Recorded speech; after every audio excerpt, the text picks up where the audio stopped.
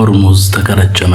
ኢራን ሆርሙዝ ዳግም ዘጋች። ሆርሙዝን ለማቋረጥ የሞከሩ ሁለት መርከቦች ተኩስ እንደተከፈተባቸው አልጀዚራ ምንጮቹን ዋቢ አድርጎ ዘግቧል።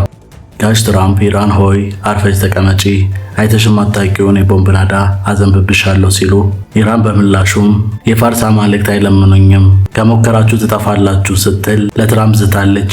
የሆርሙዝ ትንቅንቅ ከሚታየው በላይ ይሏል። ዳግም ጦርነቱ የመቀስቀስ እድልም እጅጉን ሰፍቷል። ኢራንም አሜሪካም ለቀጣዩ ዘመቻ እየተዘጋጁ ነው። በእርግጥ ሀገራቱ ተኩስ አቁሙን ለጊዜ መግዣ እየተጠቀሙት ይመስላል። በመካከለኛው ምስራቅ አንድ ሳይሆን ሁለት የተኩስ አቁሞች መኖራቸውን ለታሪካዊ ስምምነት የተመቻቸ ጊዜ አስመስለውታል። በኢራን እና በሊባኖስ የተደረሱት የተኩስ አቁም ስምምነቶች ሁለቱም ቢሆን ጸንቶ ለመቆም ይንገዳገዱ ተብለው ሊገለጹ ይችላሉ። ይሄ ግን በተኩስ አቁሙ ዘንድ የተለመደ ሲሆን በመካከለኛው ምስራቅ ጎልቶ የሚሰማው የጦር ነጋሪት፣ የሚሳኤሎች ውንጨፋ፣ የሮኬቶችና የድሮን ተኩስ ሰከን ሲሉ ስምምነቱ እድል መያዙን አሊያም አደጋ ማርገዙ የሚታይ ይሆናል። ውድ የዳጉ ዴይሊ ቤተሰቦች፣ ኢራን በሰዓታት ውስጥ ሆርሙዝን ዳግም ዘግታ ሁለት አሜሪካ ናቸው የተባሉ ነዳጅ ጫኝ መርከቦች መታለች። አልጀዚራም ከደቂቃዎች በፊት ባወጣው ዘገባ ይህንን ጉዳይ ከምንጮቹ ማረጋገጡን ገልጿል። ክስተቱ እጅግ አደገኛና አሜሪካን ያስቆጣ ሆኗል። የኢራን ዩራኒየምን ለመውሰድ ተስማምተናል ማለታቸውን ቴህራን ቅጥፈት ነው፣ ይህ ነጭ ውሸት ነው ስትል አስተባብላለች። እነዚህን ጉዳዮች በመካከለኛው ምስራቅ ካለው አደገኛ ውጥረት ጋር አያይዘን እንመለከታቸዋለን። እንደተለመደው ቪዲዮን ላይክ አድርጋችሁ በመጀመር ጥቂት ደቂቃዎች አብራችሁን እንዘልቁ ግብዣችን ነው። ቪዲዮን ላይክ በማለት ጀምሩት። ኢራን አለቀላት እጅ ሰጠች በተባለ ማግስት ዳግም ክንዷንና ኃይሏን አሳይታለች። 24 ሰዓት ባልሞላ ጊዜ ውስጥ የከፈተችውን ሆርሙዝ ዳግም ከርችመዋለች። ትራምፕ የሆርሙዝን ዳግም መዘጋት አረጋግጠው ኢራን በቦምብ አጠፋሻለሁ፣ እስከ ሮብ ድረስ ጊዜ ሰጥቼሻለሁ፣ እስከዛ ድረስ ካልተስማሙ የቦምብ ናዳ አወርድባቸዋለሁ ሲሉ ጽፈዋል። የኢራን መገናኛ ብዙሃን እንደዘገበው የሀገሪቱ ጦር የሆርሙዝ ወሽመጥን ዳግም መቆጣጠር ጀምሯል። ፋርስ የዜና ወኪል፣ የኢራን የተማሪዎች ዜና ወኪል እንዲሁም ብሔራዊ መገናኛ ብዙሃን አብዮታዊ ዘቡን ጠቅሰው የወሽመጡን አካባቢ ጦሩ እንደተቆጣጠረውና በቀደመው ሁኔታ ላይ መመለሱ ዘግቧል። የተወሰኑ የጭነት መርከቦች በወሽመጡ በኩል ማለፍ ችለው ነበረ። አብዮታዊ ዘቡን በመግለጫው አሜሪካን በባህር ላይ ውንብድናና ወንጀል የምትፈጽም ናት፣ እገዳ የምትለው ከባህር ላይ ዘረፋ አይተናነስም ብለዋል። የኢራን ብሔራዊ መገናኛ ብዙሃን የቴህራን ጦር የሆርሙዝን ወሽመጥ መዝጋቱን ከዘገበ በኋላ በርካታ መርከቦች አቅጣጫቸውን እየቀየሩ መሆናቸው ታይቷል። አንድ ነዳጅ የጫነና የግሪክን ሰንደቅ ዓላማ ያውለበልበው ሚነርቫ ኤፕሮቪ የተሰኘ አንድ መርከብ መጀመሪያ ወደ ተነሳበት አቅጣጫ ሲመለስ ታይቷል። ኢራን ቀደም ሲል ወደቦቹ ተዘግተው የሚቆዩ ከሆነ ወሽመጡ እንደምትዘጋ ዝታ ነበር።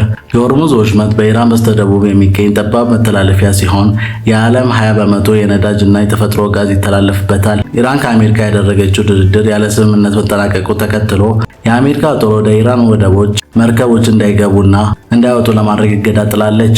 የኢራን ከፍተኛ ባለስልጣናት ግን እገዳው ካልተነሳ ሆርሙዝን እንዘጋዋለን ሲያስጠነቅቁን የቆዩት እንደዛቱትም በዛሬው ዕለት ሆርሙዝን ዳግም ዘግተውታል።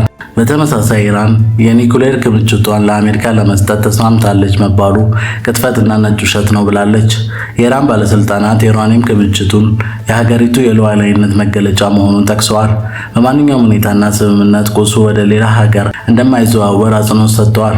የውጭ ጉዳይ ሚኒስትሩ ቃል አቀባይ እስማኤል ባቃይ በትናንትናው ዕለት በሰጡት መግለጫ የበለጸገ ዩራኒየም ወደ አሜሪካ ሆነ ወደ ሌላ ሀገር የማዘዋወር ጉዳይ እስካሁን በሚደረጉ ድርድሮች ላይ ተነስቶ እንደማያውቅና ለወደፊቱም ቢሆን እንደ አማራጭ አይወሰድም ብለዋል። ይህም መግለጫ የወጣው ትራምፕ ዋሽንግተንን የኢራን የዩራኒየም ክምችት በቅርቡ እንደምትረከብ በማህበራዊ ሚዲያ ከሰፈሩት መረጃ በኋላ የተሰጠ አፋጣኝ ምላሽ ነው። ኢራን ማንኛውም ስምምነት ሊደረስ የሚችለው የሀገሪቱ መብቶችና ጥቅሞች ሲጠበቁ እንዲሁም በጦርነቱ ለደረሱት ጉዳይ ተገቢውን ካሳ ሲከፈል ብቻ ነው ብላለች። ኢራን ሆርሙዝን መዝጋቷና ዩራኒየም ለአሜሪካ አልሰጥም ማለቷ በመካከለኛው ምስራቅ ያለውን ጦርነት እንዲያገርሽ ሊያደርገው ይችላል። ትራምፕ ይህንኑም አረጋግጠዋል። እስከሚቀጥለው ሮብ ድረስ ስምምነት ካልተደረሰ የቦምብ ናዳ አወርድብሻለሁ በማለት ነው የዛቱት። በሊባኖስና በኢራን የተደረገው ተኩስ አቁም እየተንገዳገደ ይመስላል፣ ሊፈርስም ይችላል። ተስፋና ስጋቶችም አብረው ተያይዘው እየተነሱ ነው። በመካከለኛው ምስራቅ አንድ ሳይሆን ሁለት የተኩስ አቁሞች መኖራቸው ለታሪካዊ ስምምነት የተመቻቸ ጊዜ አስመስሎት ነበር። ነገር ግን ስምምነቶቹ ጸንቶ ለመቆም እየተንገዳገዱ ነው።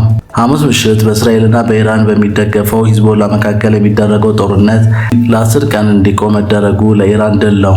በቴህራን ያለው መንግስት በሊባኖስ ውስጥ የተኩስ አቁም ስምምነት እንዲደረግ ጠይቆ ነበር።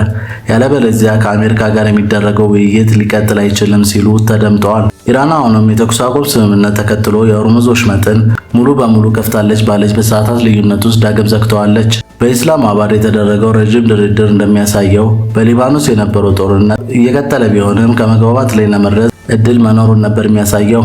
ነገር ግን ኢራንና ፓኪስታን በተኩስ አቁሙ ላይ ሊባኖስ መካተት እንዳለባት አጥብቆ ተሟግተዋል። በእስራኤል ላሉ አንዳንዶቹ አሁንም ኢራን ዛሬ የእስራኤል ረጅም ጊዜ ጥላት ሁኔታዎችን የምትዘውርና የቀጠናውን ፖለቲካ የምትወስን ሆናለች።